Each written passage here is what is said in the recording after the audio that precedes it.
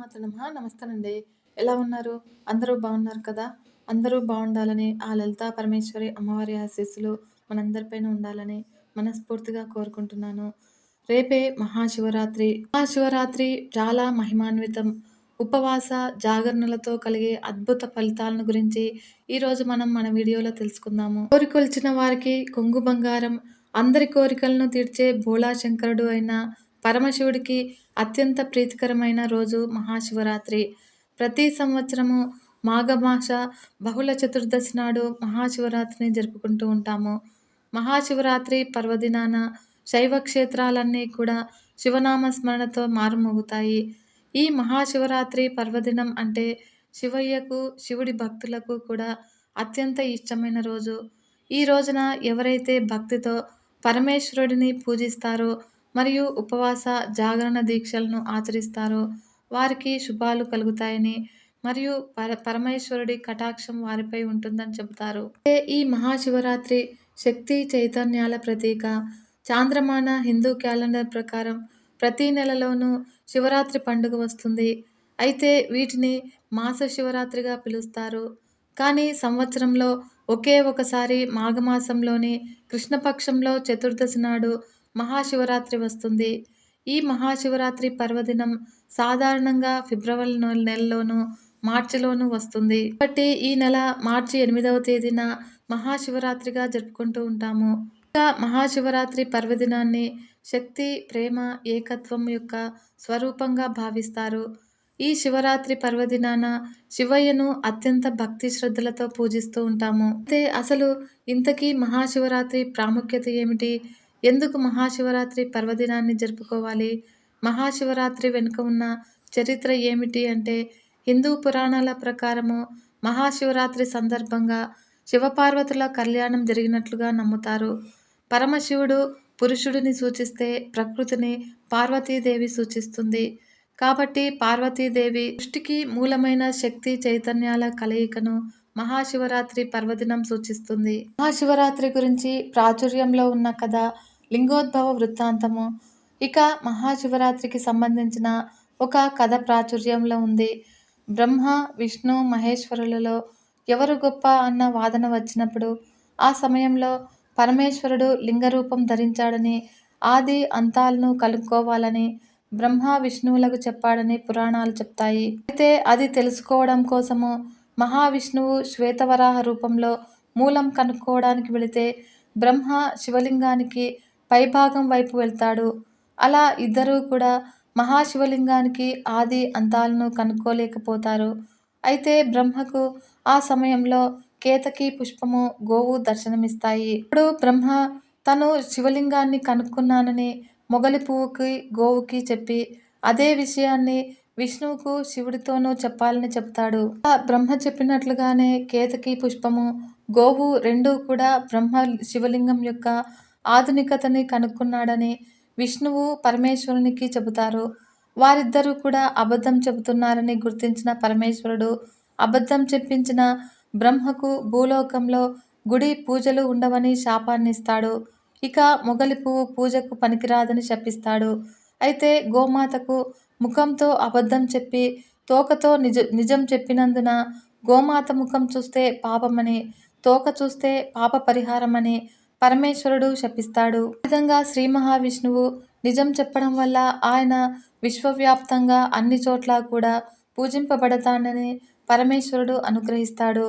అలా బ్రహ్మ ద్వారా సృష్టించిన ప్రాణకోటిని రక్షించే భారాన్ని, మోక్షం ఇచ్చే అధికారాన్ని కూడా శ్రీ మహావిష్ణువుకు ఇవ్వడము లింగోద్భవ కాలంలోనే జరిగిందని శివపురాణంలోనూ, కూర్మవాయు పురాణాల్లోనూ ప్రధానంగా చెప్పబడింది. ఇంకా బ్రహ్మ కూడా శివుడికి లింగ రూపంలోనే ఉంటావని శాపాన్ని ఇవ్వడం వల్ల లింగ రూపంలోనే మహాశివుడికి పూజాధికాలు నిర్వహించడం ప్రధానంగా కనిపిస్తుంది. శివయ్య అభిషేక ప్రియుడు కావున శివరాత్రి రోజున పూజల ఫలితం ఏమిటి అంటే, మహాశివరాత్రి పర్వదినాన ప్రతి ఒక్కరూ కూడా అభిషేక ప్రియుడైన పరమేశ్వరుడిని అభిషేకిస్తారు.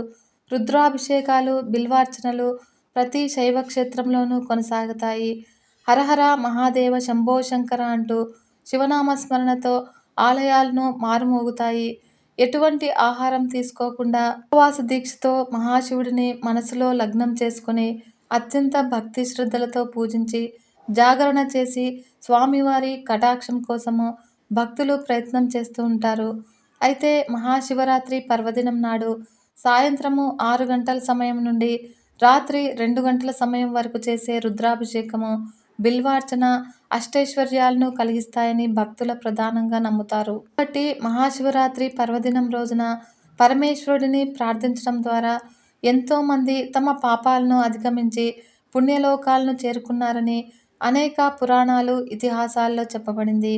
అందుకే మహాశివరాత్రి పర్వదినాన్ని జీవితంలో చీకట్లను తొలగించి కాంతులను నింపే పర్వదినంగా జరుపుకుంటారు. అయితే మరికొన్ని ప్రాంతాల్లో ఫల్గుణ మాసంలో కృష్ణపక్షం యొక్క చతుర్దశి తేదీన ఈ పండుగను జరుపుకుంటారట. కాబట్టి ఈ మహాశివరాత్రి రోజున ముక్కంటి దేవతలతో సనాతుడైన పరమేశ్వరుడిని భక్తి శ్రద్ధలతో ఆరాధిస్తే మనము కోరిన కోరికలన్నీ తీరుస్తాడని భక్తులందరి నమ్మకం. మహాశివరాత్రి రోజున జ్యోతిర్మయ రూపంలో ఒక మహాలింగ రూపంలో పరమేశ్వరుడు ఉద్భవించాడని చాలామంది నమ్ముతారు.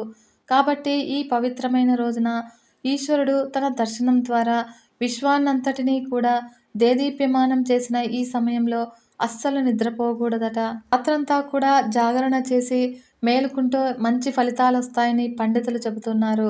అయితే మన పురాణాల ప్రకారము మహాశివరాత్రి రోజున 14 లోకాల్లో ఉండే పుణ్యతీర్థాల్లో బిల్వమూలంలో ఉంటాయట.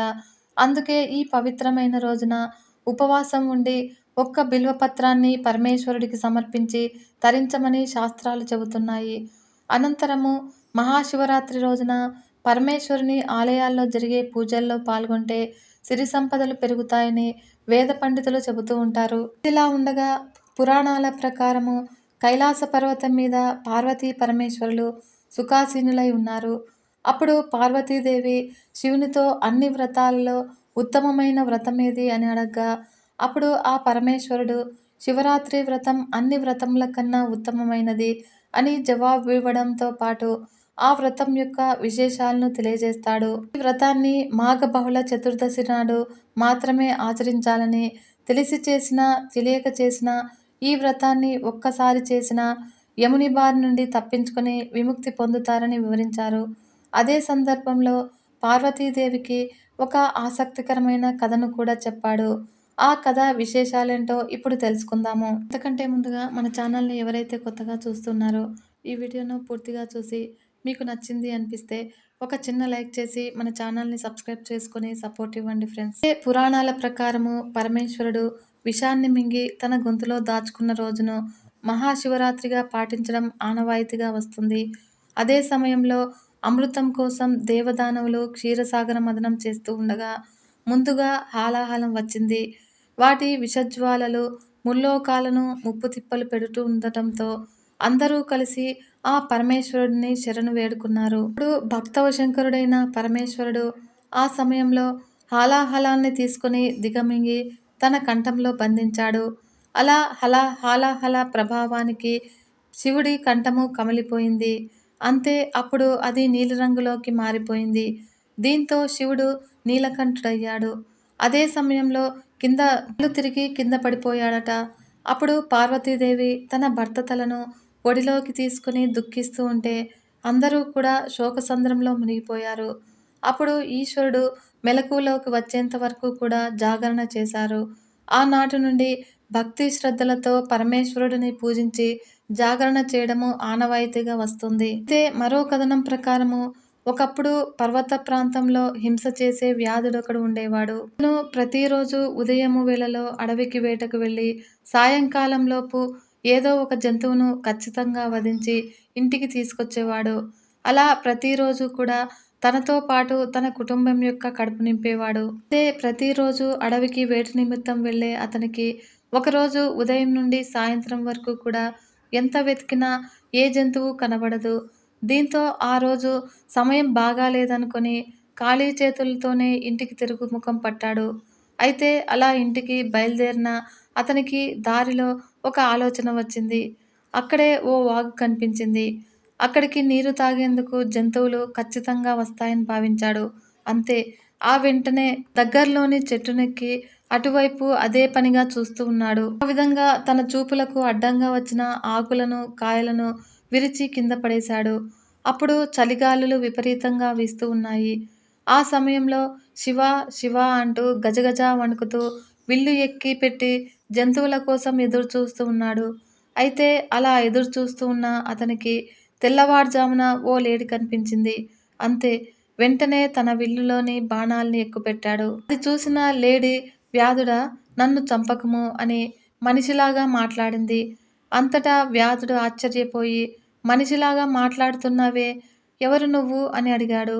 దీనికి ఆ లేడీ సమాధానమిస్తూ "నేను పూర్వజన్మలో రంభను" అని సమాధానమిచ్చింది. పూర్వము నేను హిరణ్యాక్షుడు అనే రాక్షసుడిని ప్రేమించి శివుడిని పూజించుట మర్చిపోయాను. దీంతో ఆ పరమేశ్వరుడు నాపైన కోపంతో "ఆమ కూతురైన నీవు నీ ప్రియుడిని జింకలుగా 12 ఏళ్లు గడిపి ఒక వ్యాధుడు బాణంతో చంపుతూ ఉండగా శాప విముక్తులవుతారని చెప్పాడు. ఇప్పుడు నేను గర్భిణిని. అపధ్యను కనుక నన్ను వదిలేయ్. మరొక జింక ఇక్కడికి వస్తుంది. అది బాగా బలిసింది. కాబట్టి దాన్ని నువ్వు చంపుకో. నేను వసతికి వెళ్ళి ప్రసవించి శిశువుని బంధువులకు అప్పగించి తిరిగి వస్తాను" అని వ్యాధుడిని ఒప్పించి వెళ్ళిపోతుంది. తర్వాత మరో జింక కొద్దిసేపటి తర్వాత రావడంతో వ్యాధుడు సంతోషంగా విల్లు ఎక్కుపెట్టి బాణం విడిచే సమయంలో ఆ జింక కూడా అచ్చం మనిషిలాగానే "ఓ వ్యాధుడా, నేను విరహంతో ఉన్నాను. నాలో మేధో మాంసం లేవు. నేను చనిపోయినా కూడా నీ కుటుంబానికి సరిపోను. ఇక్కడికి మరో మగ జింక కొద్దిసేపట్లో వస్తుంది. దానిని చంపుకో.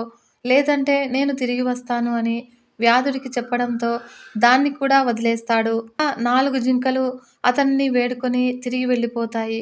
అయితే మరో జింక కోసం ఎంతో ఆశగా ఎదురుచూస్తూ ఉన్న వ్యాధుడికి మరుసటి రోజు 4 జింకలు వచ్చి "నన్ను మొదటగా చంపు" అంటే లేదు, నన్నే మొదటగా చంపు" అని తన ఎదుట మోకరిల్లుతాయి. అలా ఆ జింకల నిజాయితీని వ్యాధుడు ఆశ్చర్యపోతాడు. దీంతో అతనికి వాటిని చంపడానికి మనసు ఒప్పదు. దీంతో హింసావృత్తిపై అతనికి విసుగు కలుగుతుంది. అన్నింటినీ కూడా వదిలేస్తాడు. అప్పుడు వ్యాధుడు జంతువులను ఉద్దేశించి ఇలా అంటాడు: "నాకు మాంసం అక్కర్లేదు. నేను ఇప్పటి నుంచి జంతువులను బంధించుట, వధించుట, బెదిరించుట, చంపుట వంటివి చెయ్యను. నా కుటుంబం కోసం కూడా నేను ఈ పాపం చెయ్యను. ధర్మాలకు దయ మూలము. మీరు నాకు గురువులాంటి వారు. మీరు కుటుంబ సమేతంగా వెళ్ళండి" అని వాటిని వదిలిపెడతాడు. ఇంతలో ఆకాశం నుండి పుష్పవర్షం కురుస్తుంది. దేవదూతలు మనోహరమైన విమానాన్ని తెచ్చి "శివరాత్రి సందర్భంగా నీ పాతకమంతా క్షీణించింది. ఉపవాసము మరియు జాగరణ కూడా చేశావు. నీవు తెలియకుండా చేసే యామములను పూజించావు. కాబట్టి నీవు ఎక్కిన చెట్టు బిల్వవృక్షం. దాని కింద స్వయంభూలింగం ఒకటి గుబురులో మరుగున పడి ఉంది. కాబట్టి నీవు తెలియకుండానే బిల్వపత్రాలను తుంచివేసి ఆ శివలింగాన్ని పూజించావు" అని చెబుతారు. నక్షత్రాలే. అలా ఆ కథను పార్వతీదేవికి వినిపించిన పరమేశ్వరుడు తనతో ఇలా అంటాడు: "దేవి, ఆ కుటుంబమే నేడు ఆకాశంలో కనిపిస్తూ ఉన్న మృగా నక్షత్రము. 3 నక్షత్రాలలో ముందున్న 2 జింక పిల్లలు, వెనుక ఉన్నది మూడవది. ఈ మూడింటిని కూడా మృగశిరలు అని అంటారు" ఈ పార్వతీదేవికి పరమేశ్వరుడు వివరించాడు. కాబట్టే మన వేదాల్లో ఋగ్వేదం చాలా గొప్పది. ఇందులోని రుద్రం ఇంకా గొప్పది. పంచాక్షరిలోని శివ అనే 2 అక్షరాలు మరింత గొప్పవి. శివ అంటే మంగళకరమని అర్థము. పరమ మంగళకరమైనది శివస్వరూపము. ఆ పరమశివుడి అనుగ్రహం పొందటానికి మనం జరుపుకునే ముఖ్యమైన పండుగ ఈ మహాశివరాత్రి.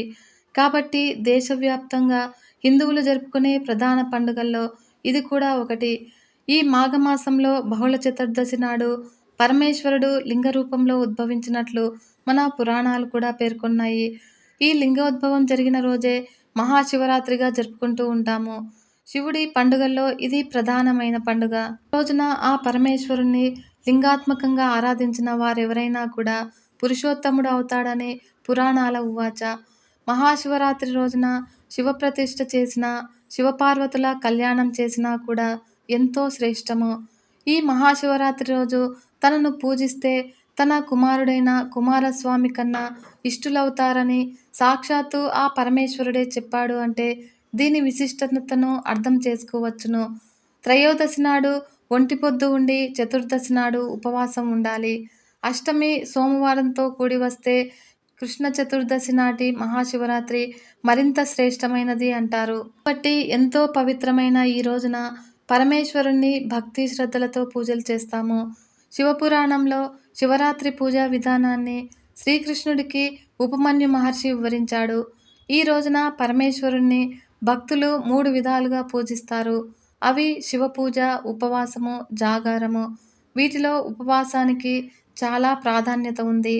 ఈ శివరాత్రి నాడు ఉపవాసం చేసి శివనామ స్మరణ చేయడం కన్నా ముఖ్యమైనది మరొకటి లేదు. కాబట్టి ఉపవాసం వల్ల శారీరక శుద్ధి, జాగారం చేస్తే ధ్యానం చేయడం వల్ల మనోశుద్ధి కలుగుతాయి. ఉపవాసం అంటే మనసును శివుడికి దగ్గరగా ఉండమని వేద పండితులు పేర్కొంటున్నారు.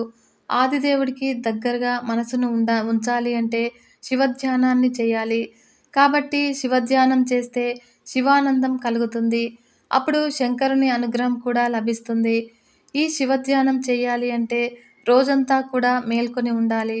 మేల్కొని ఉండాలి అంటే పొట్టని ఖాళీగా ఉంచాలి. కాబట్టి ఎంతో నియమనిష్టలతో ఉపవాసం ఉండి మహాదేవుణ్ణి ధ్యానించాలి.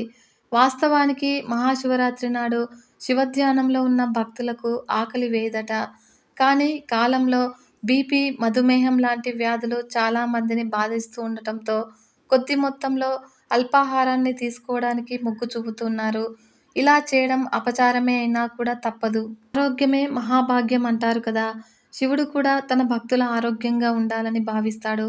కాబట్టి చిన్న చిన్న రోగాలతో బాధపడే వాళ్ళు తప్పనిసరి పరిస్థితుల్లో అల్పాహారం తీసుకోవడం తప్పదు. ఈ అల్పాహారం అంటే కేవలం పండ్లు మాత్రమే తీసుకోవాలి. ఈ కాలంలో దొరికే అనాస, ద్రాక్ష, జామ వంటి పళ్లను తీసుకోవచ్చని చెబుతున్నారు మన పండితులు. కాబట్టి ఈ శివరాత్రి రోజున సూర్యోదయానికి ముందుగానే నిద్రలేచి స్నాన సంధ్యాది కార్యక్రమాలు పూర్తి చేసుకుని శివలింగాన్ని షోడశోపచారాలతో పూజించాలి. శివభక్తులను పూజించి వారికి భోజనాన్ని పెట్టాలి. మరియు శివాలయానికి వెళ్ళి శివదర్శనం చేసుకోవాలి. ఇది శివార్చన. ఇక రెండవది ఉపవాసము.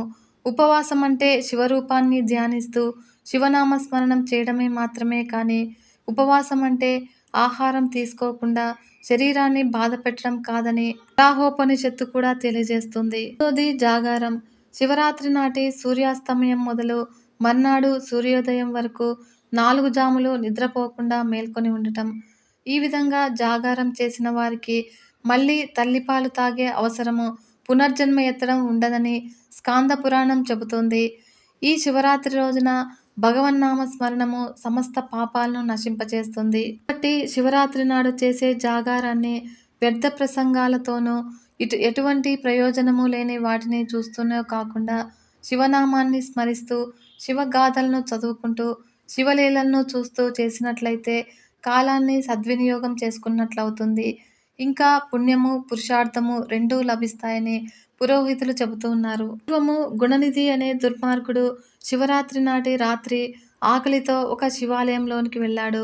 నైవేద్యం కోసం ఉంచిన అన్నాన్ని, పిండి వంటకాలను కాజేద్దామని అనుకున్నాడు. అప్పుడు తెల్లవార్లు కూడా కునుకు లేకుండానే ఉన్నాడు. దీపజ్వాల కొండెక్కుతూ ఉంటే వత్తిని ఎగతోశాడు.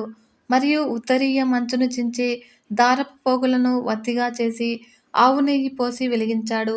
ఆ వెలుతురులో అన్నపు గిన్నెను కాజేసి పరిగెత్తుతూ తలారి వేసిన బాణపు దెబ్బ వల్ల మరణించాడు. ఈ పుణ్యానికే ఆ గుణనిధి మరుజన్మలో కళింగ దేశాధిపతి అయిన ఆరిందముడికి దముడు అనే కుమారుడిగా జన్మించాడు. జన్మలో మహారాజై అనేక శివాలయాల్లో అఖండ దీపారాధనలు చేయించి ఆ పుణ్యం వలన ఆ పై జన్మలో కుబేరుడుగా జన్మించి ఉత్తర దిక్పాలకుడైనాడు. ఇలా పరమేశ్వరుడికే ప్రాణసకుడైనాడని పురాణాలు చెబుతున్నాయి. అందుచేత ఈ మహాశివరాత్రి రోజున మనం కూడా ముక్కంటిని భక్తి శ్రద్ధలతో పూజించి పుణ్యఫలాన్ని పొందుదాము. పంచాక్షరి అయినటువంటి ఓం నమః శివాయ అనే మంత్రము ఎలా ఉద్భవించిందో తెలుసుకుందాము. సృష్టిలో బ్రహ్మ, విష్ణు, మహేశ్వరులలో ఒకడైన అత్యంత శక్తివంతమైన దేవుడు మహాశివుడు.